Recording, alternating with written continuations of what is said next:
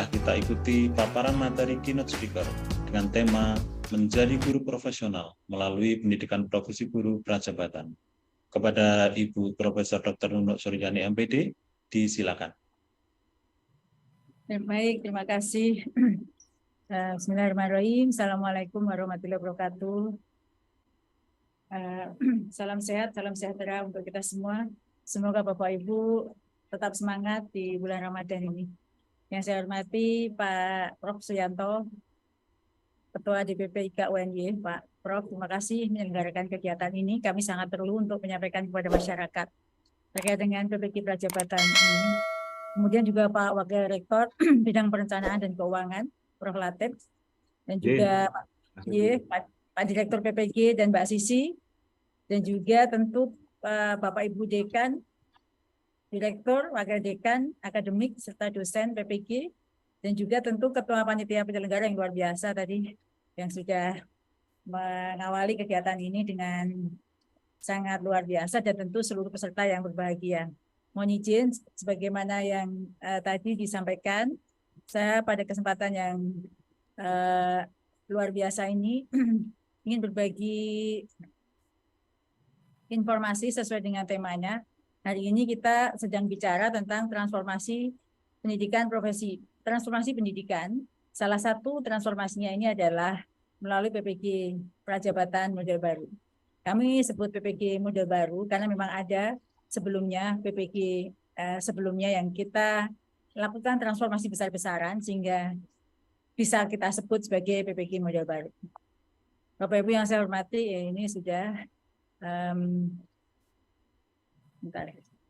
Bapak Ibu yang saya hormati, mengapa kita perlu transformasi? Dan saat ini kita sudah memasuki tahun ketiga transformasi pendidikan yang dijalankan oleh Kementerian Pendidikan, Kebudayaan, Riset, dan Teknologi, sebagaimana yang tertera dalam Renstra Kemendikbud. Renstra Kemendikbud tahun 2020-2024, yang mana di dalamnya adalah yang ingin dicapai dalam visi pendidikan kita adalah mewujudkan Indonesia maju, berdaulat mandiri, dan berkepribadian melalui terciptanya pelajar Pancasila. Jadi pelajar Pancasila ini menjadi objektif akhir daripada transformasi pendidikan yang kita jalani. Yang bernalar kritis, kreatif, mandiri, beriman, bertakwa pada Tuhan Yang Maha Esa, berakhlak mulia, bergotong royong, dan berkebinekaan global.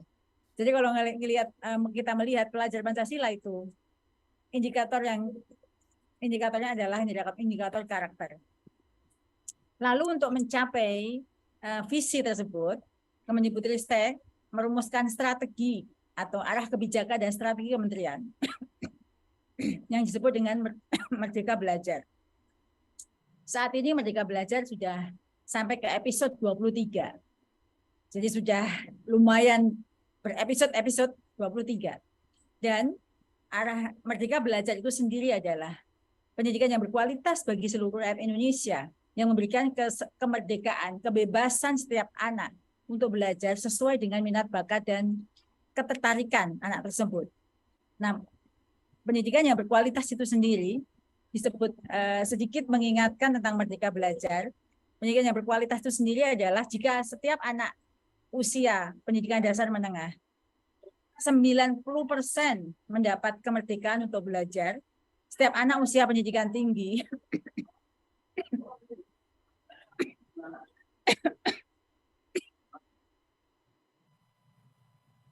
70% anak usia jenjang pendidikan tinggi merdeka untuk kuliah.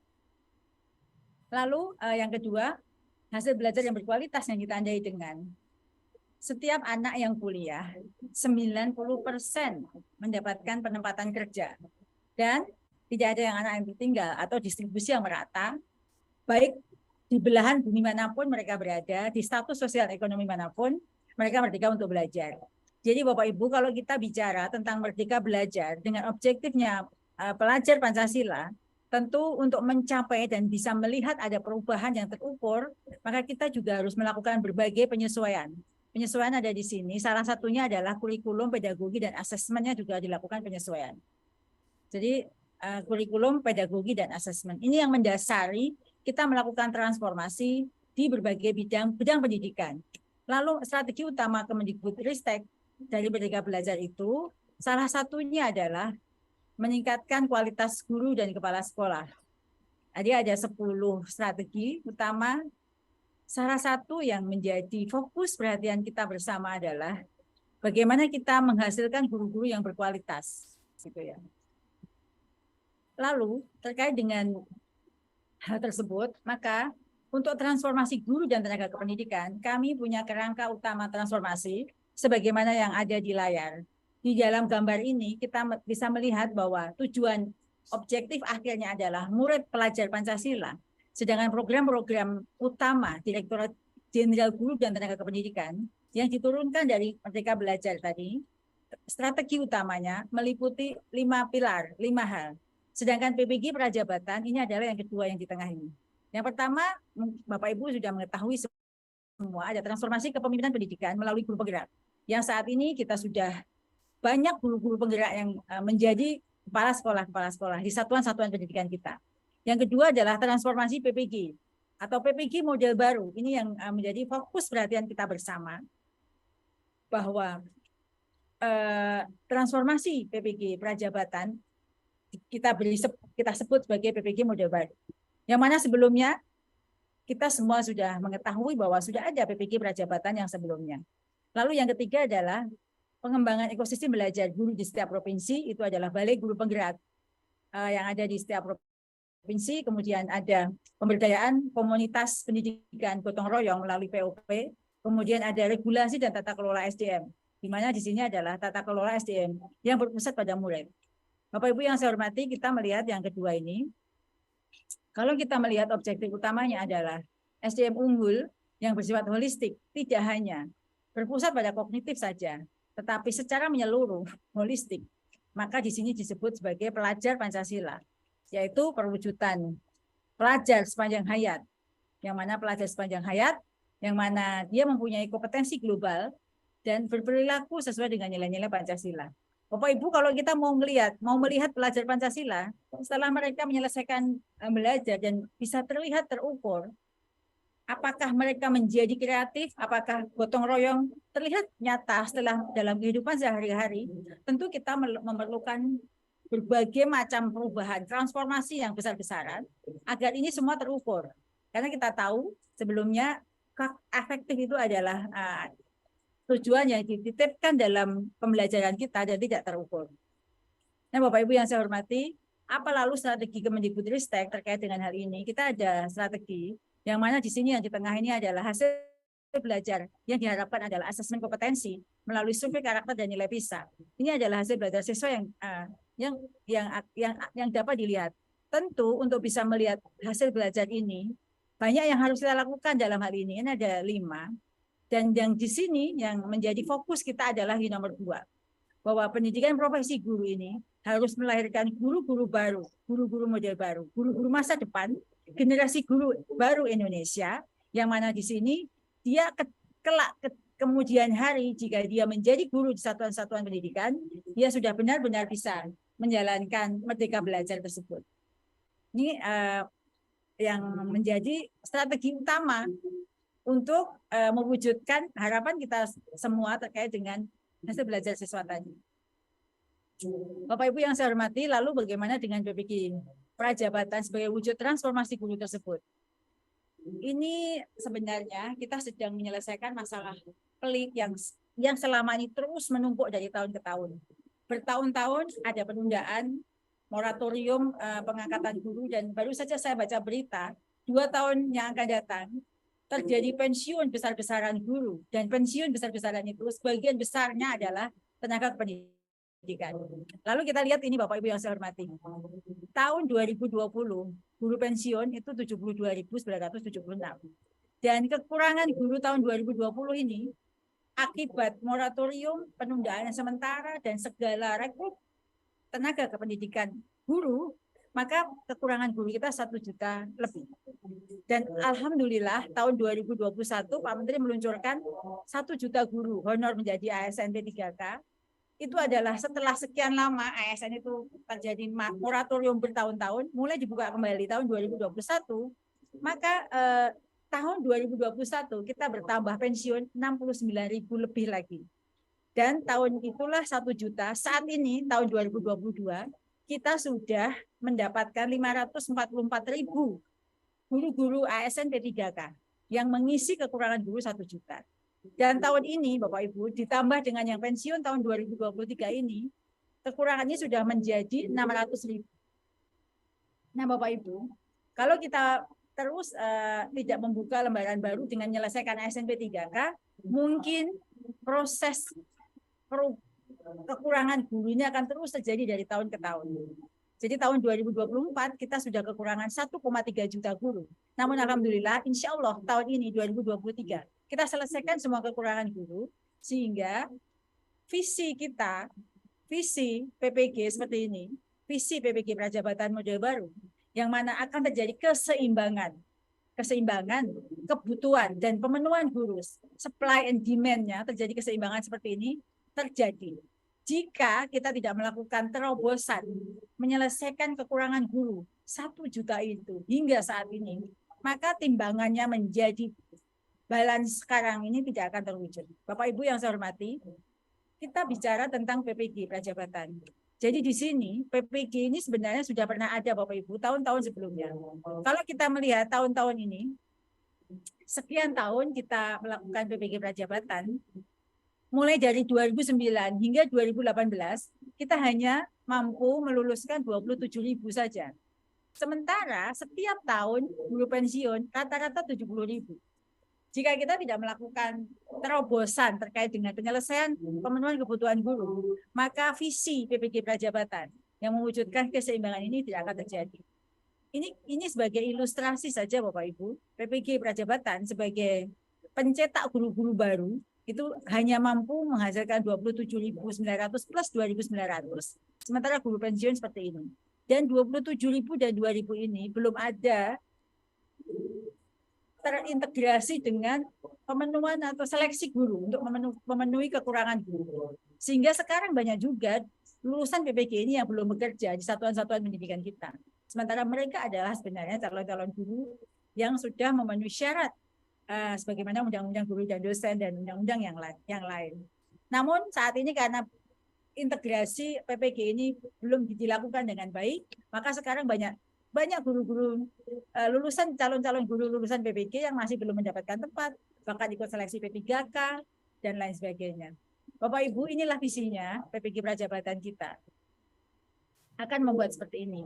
Tentu sekali lagi ini tidak akan terjadi jika tahun 2021 hingga tahun 2023 ini kita mencoba menutupi semua kekurangan guru dengan guru-guru honor yang sekarang sudah ada di satuan-satuan pendidikan kita yang belum mendapatkan status dan belum mendapatkan kesejahteraan. Saat ini sedang hot-hotnya seleksi ASN P3K tahun ini kita berhasil meluluskan 250.320 guru P3K ya, yang sekarang akan masuk ke satuan-satuan pendidikan sebagai ASN, dan kemudian kita juga melakukan redistribusi karena guru-guru itu ngumpul di kota-kota, dan setelah redistribusi dan pemenuhan kebutuhan ini kita selesai lakukan di tahun ini, maka visi ini akan benar-benar bisa terwujud.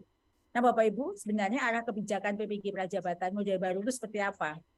Saat ini sudah berjalan satu angkatan, itu yang sudah berjalan. Jadi dari sisi banyak hal itu terjadi transformasi arah kebijakan baru. Dari sisi perencanaan misalnya, sekarang berdasarkan kebutuhan guru. Kalau kita mau melihat yang ini Bapak Ibu, semua PPG Prajabatan berdasarkan adalah guru-guru yang pensiun. Yang kalau digambarkan seperti ini, maka 2024 harusnya 2024 yang pensiun ini direncanakan di tahun ini. Lulusan PPG kita akan mengisi guru-guru pensiun ini. Sehingga di dalam perencanaan ini, semua peserta PPG ini adalah sama jumlahnya dengan guru-guru yang akan pensiun masa yang akan datang, tahun yang akan datang. Begitu guru pensiun akan digantikan oleh guru PPG dan seterusnya, maka kita akan balance. Tidak ada lagi guru-guru yang mengajar dengan beban kerja yang besar, yang tidak ada lagi satu satuan pendidikan dengan guru-guru yang berlebih. Saya punya ilustrasi Bapak Ibu, sebagai contoh. Di kota 5 itu misalnya, Ada satu satuan pendidikan sekolah dasar itu kekurangan 2 guru SD, tapi ada 21 kelebihan guru honor, guru kelas. Nah, ini sedang kita tata, memang agak kejam sih, akan berdampak. Kenapa saya dipindah ke luar kota, kenapa saya ditaruh di jauh, ini adalah bagian dari redistribusi kita supaya supaya visi ini bisa terwujud. Jadi benar-benar guru pensiun akan digantikan guru baru, ini adalah sisi dari perencanaan. Lalu dari lulusan BPG yang tadi saya sampaikan, mereka sudah lulus selesai begitu saja, kemudian mereka mencari bekerja bahkan tidak mendapatkan pekerjaan sebagai guru. Sementara di satuan-satuan pendidikan ada guru-guru yang belum certified. Nah, untuk yang sekarang lulusan BPG Prajabatan memiliki kepastian direkrut menjadi guru, karena tadi kita akan membuat keseimbangan input dan output. Jadi yang masuk akan sama dengan yang keluar, sehingga setiap yang masuk ini memiliki kepastian untuk direkrut. Lalu guru baru masih perlu mengikuti pendidikan profesi guru karena PPG tidak menjadi syarat rekrutmen guru. Jadi Bapak Ibu, yang nomor 2C inilah yang menjadikan kita saat ini mempunyai beban 1,6 juta lebih guru-guru di satuan pendidikan kita yang belum tersertifikasi. Karena saat itu rekrut S1 gitu ya, tidak ada kaitannya mereka menjadi PPG dulu baru bisa menjadi guru. Sehingga 1,6 juta inilah yang menjadi pekerjaan rumah kita bersama, karena mereka sudah ada di satuan-satuan pendidikan, bahkan mereka PNS, bahkan mereka sudah pangkatnya sudah naik sedemikian rupa, tapi mereka belum memiliki sertifikat pendidik. Nah, keselarasan rekrut dan seleksi hingga induksi inilah yang akan kita coba arah kebijakan baru PPG model baru kita. Jadi guru baru adalah lulusan pendidikan profesi guru. Kemudian induksi guru pemula terintegrasi dengan PPG. Jadi maksudnya begini, pada saat PPL mereka akan masuk ke sekolah-sekolah, ini idealnya ya, di sekolah-sekolah yang guru-guru itu akan pensiun. Jadi dia sudah mulai masuk ke sekolah tersebut. PPL, PPG Prajabatan memiliki relevansi yang kuat karena dilakukan di sekolah tempat mengajar guru. Guru pemula akan ditugaskan. Jadi harapannya ke depan ya, kalau sekarang ini masih belum seperti itu, harapannya idealisme kita adalah guru-guru yang PPL adalah di mana tempat guru ini akan digantikan. Sehingga dia sudah nyantrik terlebih dahulu dengan guru-guru senior yang akan pensiun. Sehingga mereka benar-benar siap menjadi guru setelah guru senior itu pensiun. Lalu semua pemangku kepentingan bersinergi dalam perekrutan guru baru. Jadi antara pemerintah pusat, pemerintah daerah, LPTK, universitas, dan sekolah ini menjadi bagian dari aktor-aktor yang bersinergi untuk mewujudkan PPG Prajabatan model baru ini. Bapak Ibu yang saya hormati, terkait dengan PPG Prajabatan ini, Kemendikbudristek,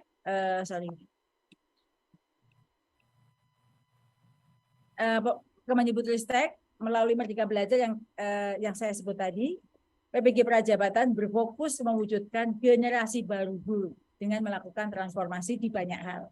Jadi kita menyebutnya generasi baru guru Indonesia. Bukan berarti yang sebelumnya itu generasi lama. Generasi baru yang dilahirkan dari PPG Prajabatan model baru. Di mana transformasi yang kita lakukan di banyak hal, salah satunya melalui seleksi PPG Prajabatannya, kita juga melakukan transformasi. Kalau transformasi itu perubahan yang dramatis, dari kepompong menjadi kupu-kupu, sehingga perubahannya itu nampak luar biasa. Dalam seleksi calon mahasiswa PPG juga dirancang untuk memastikan bahwa calon guru memiliki panggilan hati. Ini yang sulit Pak, Bapak Ibu, kita mengidentifikasi bahwa peserta yang melamar itu benar-benar memiliki panggilan hati dan idealisme yang tinggi, serta kemampuan dasar penguasaan konten bidang studi masing-masing sudah dikuasai dengan baik sebelum mereka masuk ke PPG. Sehingga proses PPG nanti hanya akan fokus pada bagaimana konten diajarkan dan bukan bagaimana mendalami konten tersebut. Jadi kontennya sudah kafah, halas dulu, selesai pada saat seleksi. Secara substansi mereka sudah kafah, secara panggilan hati mereka memang sangat ingin berminat menjadi guru. Sehingga pada saat mereka PPG hanya cara bagaimana sih untuk menyampaikan konten ini kepada siswa yang berbeda-beda. Jadi pendalamannya bukan lagi materi. Kemudian transformasi kedua Bapak Ibu terkait dengan PPG Prajabatan model baru ini, dari kurikulum PPG Prajabatannya.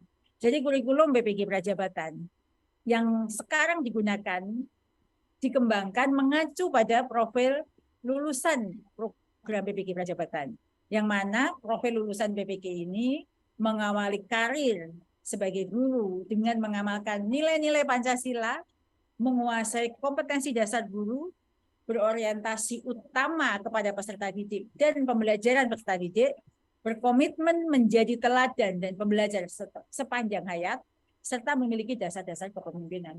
Jadi Bapak Ibu, inilah yang sekarang sedang menjadi fokus kita terkait kurikulum ini. Karena ini benar-benar sesuatu yang transformatif banget, maka kita itu ingin LPTK, semua aktor itu benar-benar memahami sebenarnya itu yang dimaksud di dalam kurikulum PPG Prajabatan itu perubahan yang sangat esensial itu di mana?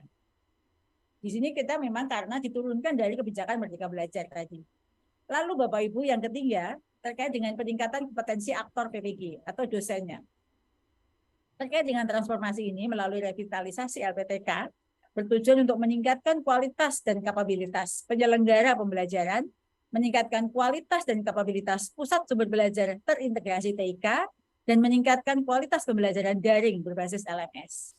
Dan transformasi yang keempat terkait dengan perluasan penyelenggara PPG, di mana di sini perluasan penyelenggara PPG dilaksanakan melalui kerjasama antar LPTK penyelenggara dengan perguruan tinggi yang memiliki prodi relevan.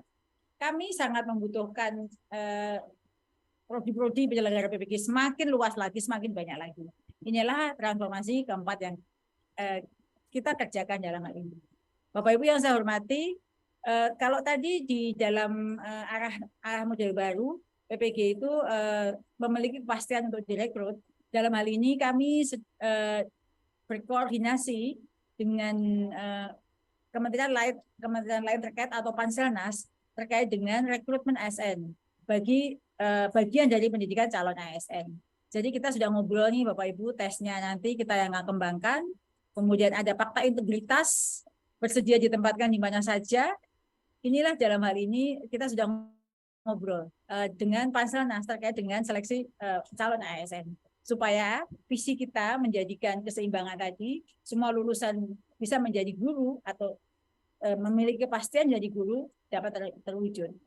Lalu di sini harapan kita PPG Prajabatan ini menjadi solusi pemenuhan kekosongan formasi guru di daerah khusus. Bapak Ibu sampai saat ini seleksi ASN P3K itu menyisakan selalu daerah-daerah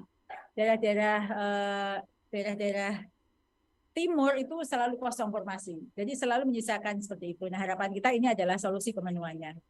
Nah, Bapak Ibu, ini adalah kerangka desain pendidikan profesi guru Prajabatan yang nanti Pak Direktur dan Mbak Sisi akan mendalami terkait dengan hal ini. Dan ini adalah struktur kurikulum PPG Prajabatan tahun yang sekarang kita kerjakan. Ada mata kuliah inti, mata kuliah selektif, dan mata kuliah elektif. Sedangkan pembelajaran reflektif ini adalah bagian dari proses pembelajaran atau roh dalam menyelenggarakan PPG Prajabatan. Di mana di sini diharapkan guru mengamalkan nilai-nilai Pancasila, dia mempunyai komitmen yang kuat menjadi pribadi yang berkomitmen, dia juga kompeten, menguasai kompetensi dasar guru, dan juga dia adalah pembelajar sepanjang hayat. Ini Bapak Ibu yang saya hormati. Ini harapannya seperti ini ya, lulusan PPG. Setelah selesai PPG, dia menjadi guru profesional yang menjadi teladan dan pembelajar yang mampu mengembangkan rencana pelaksanaan evaluasi pembelajar yang berpusat pada peserta didik dan mewujudkan profil pelajar Pancasila, serta terampil dalam pengembangan lingkungan belajar dan memfasilitasi peserta didik belajar dengan melibatkan orang tua dan masyarakat. Bapak Ibu, kalau mewujudkan ini objektif ending akhirnya adalah ini adalah pekerjaan yang sangat berat, yang sangat luar biasa, yang memerlukan kolaborasi kita bersama. Ini sepertinya satu kalimat sederhana, tapi kalau kita melihat makna ke dalamnya, sungguh amat sangat berat, sangat berat. Kita bisa mewujudkan guru profesional yang kita harapkan seperti ini. Dan tentu Kemendikbudristek dalam hal ini Dirjen GTK, Wabil khusus Direktorat PPG tidak bisa sendiri Bapak Ibu. Kita perlu uluran tangan, kolaborasi, kerjasama yang baik dengan semua kampus penyelenggara PPK ini, agar pesan-pesan harapan kita, substansinya tersampaikan dengan baik, akhir guru profesional yang kita inginkan itu bisa terwujud dengan baik melalui LPPK yang ada di seluruh Indonesia, khususnya di UNY. Barangkali itu Bapak Ibu pemaparan dari saya. Terima kasih untuk perhatian semuanya. Assalamualaikum warahmatullahi wabarakatuh.